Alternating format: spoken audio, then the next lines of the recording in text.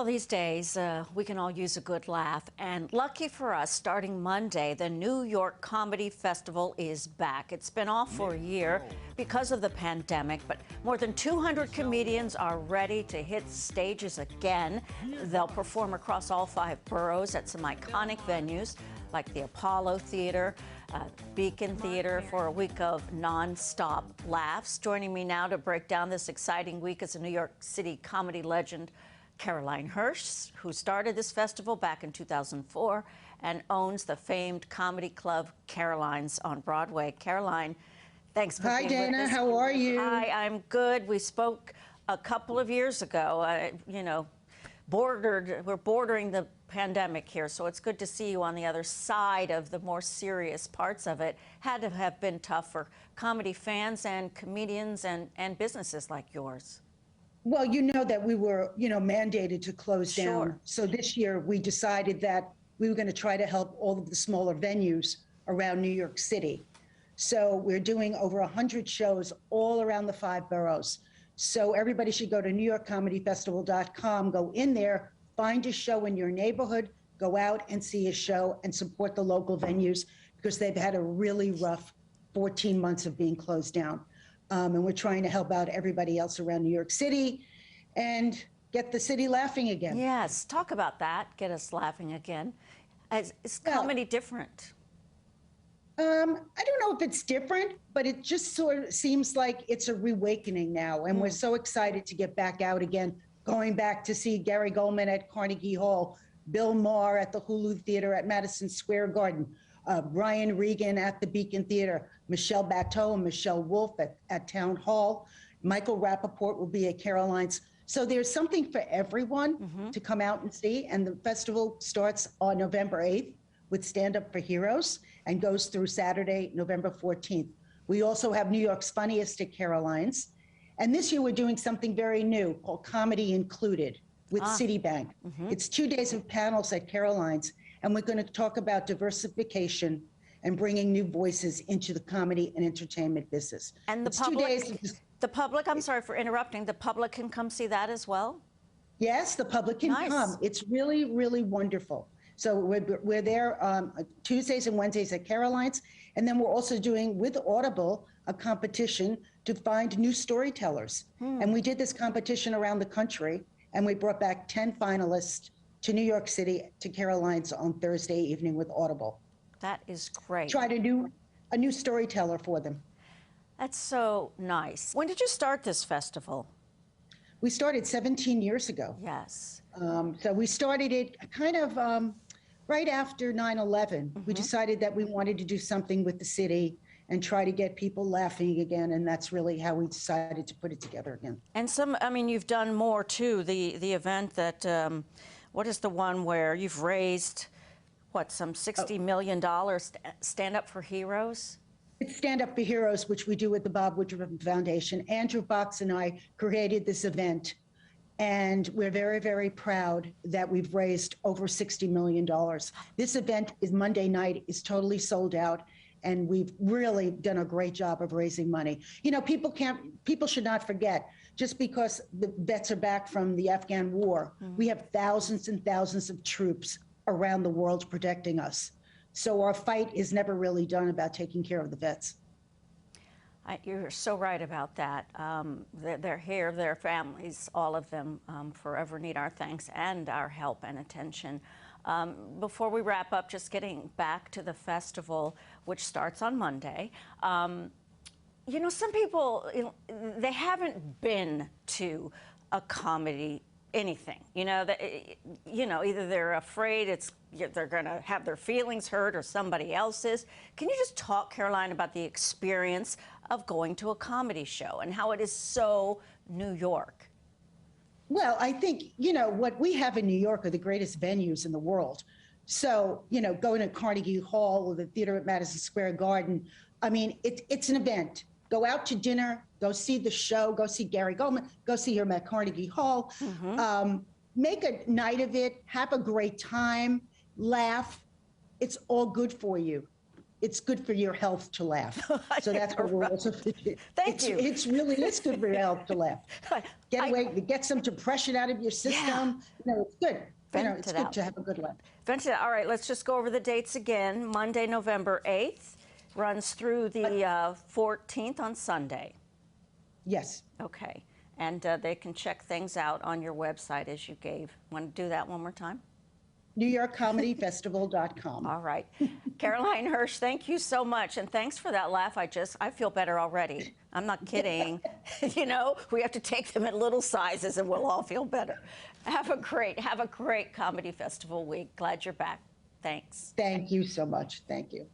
Just as Caroline said, there are some amazing comedians performing at this year's festival. One of them is Gary Gulman, who's been in comedy for more than 25 years. On November 13th, he will be headlining at Carnegie Hall, and he says when it comes to comedy, there's no place like the city.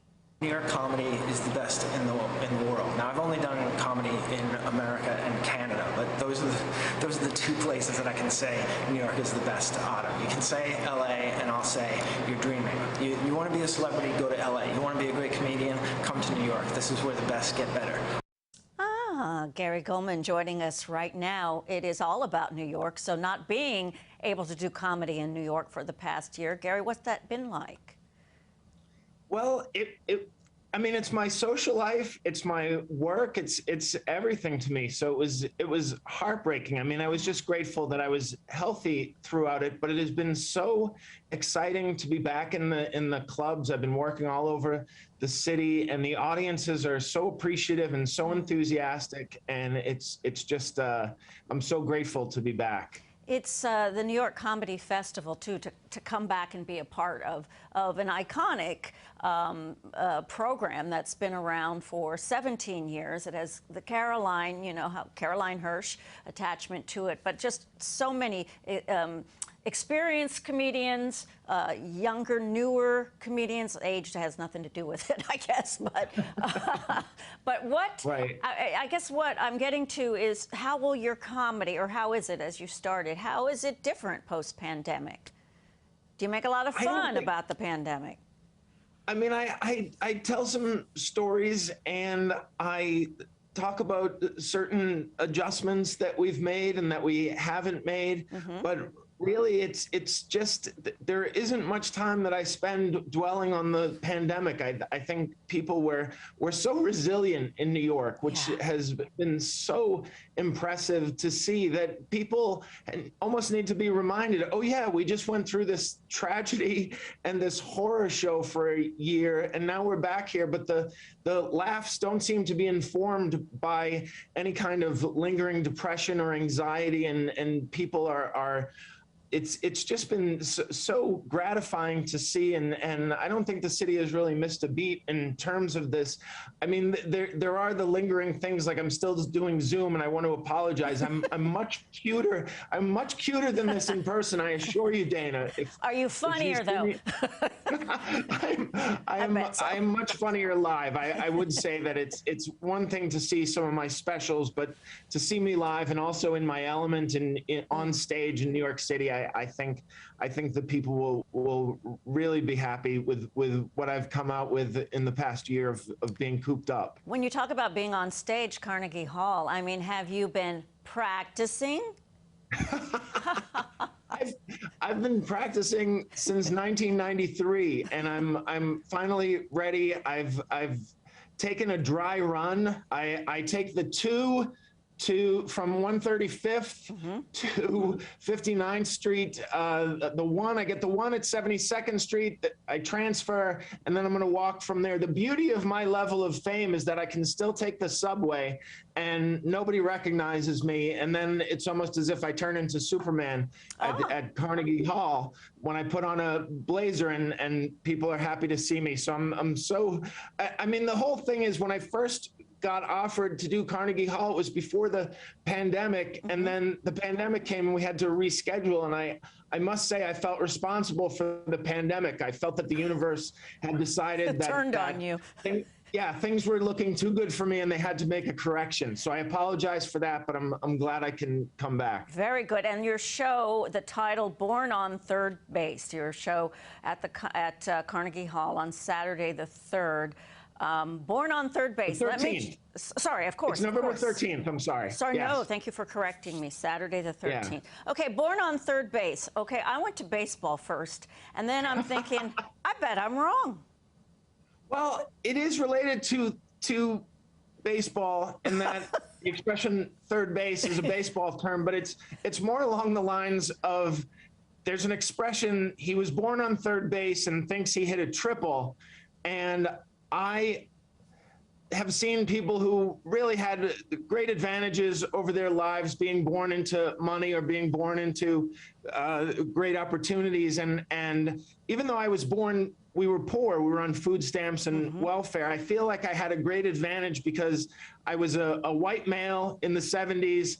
And also I was very athletic. So I was able to earn a scholarship to Boston College and I had certain advantages, but I tell a lot of stories about growing up poor and also this sort of tale of two cities-esque income inequality that we're living in. And I assure you it's very funny, but there's a certain mindset that comes to you when you grow up poor, so that whenever I go to the fast food restaurants, I always ask for no ice.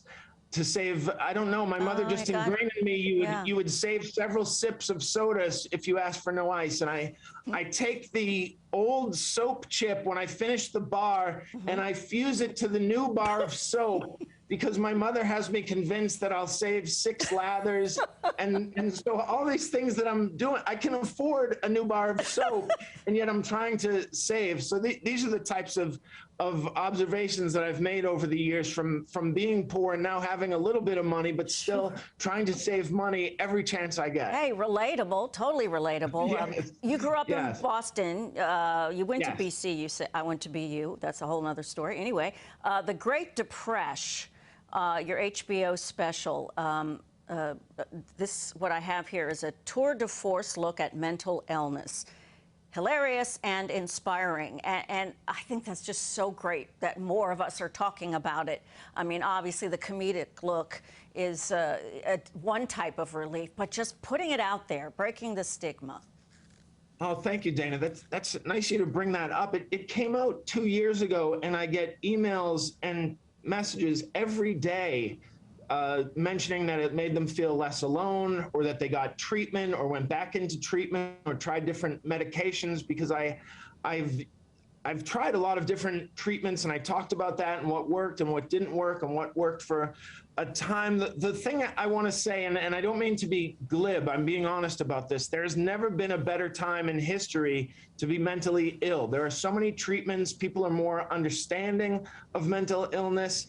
The thing is that some people are not mentally ill, but they have loved ones who are struggling. And I think that one of the great things I found with the Great Depression was that people were showing it to their family, and it was helping their family understand what they were dealing with. The other thing that makes, that makes me so happy is that more and more athletes and celebrities are talking about being mentally ill. And so it used to be a thing, well, what do you have to be depressed about? Your life is so good, but it has nothing to do with that. It's biological, it's chemical. So I've been very grateful to the famous and the well-adjusted who are talking about their struggles with mental illness. It makes me very happy, and it makes a lot of people feel less alone. Good.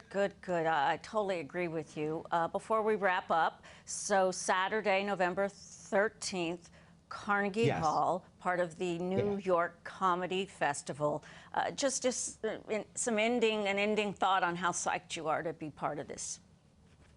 It's an incredible opportunity for me to perform in a venue that my mother, who is 89 years old, has actually heard of. She other than Caroline's and Carnegie Hall, she really doesn't know the comedy scene. So this was so exciting for me, but even more so for her, as she's been able to tell her friends that I'm performing at a place that they are all familiar with. So this is an extraordinary opportunity, and I'm just crossing my fingers that the universe doesn't undo me. No. It's gonna happen. Thank you. I'm really psyched for all of you. It's just such an important opportunity for the clubs, for the comedians, and for those who get to enjoy the many talents. So thank you, Gary. Thank Gary you so Gulman. much for having me. I really appreciate you lending your time to me. Oh, and back at you. Thank you. Good luck with that. Thank you. A pleasure. Thank you. The New York Comedy Festival starts Monday, November 8th. It runs through Sunday, November 14th. For a complete list of the performers and the venues, head to our website, cbsnewyork.com. We have the complete rundown, and it is very detailed and helpful under links and numbers.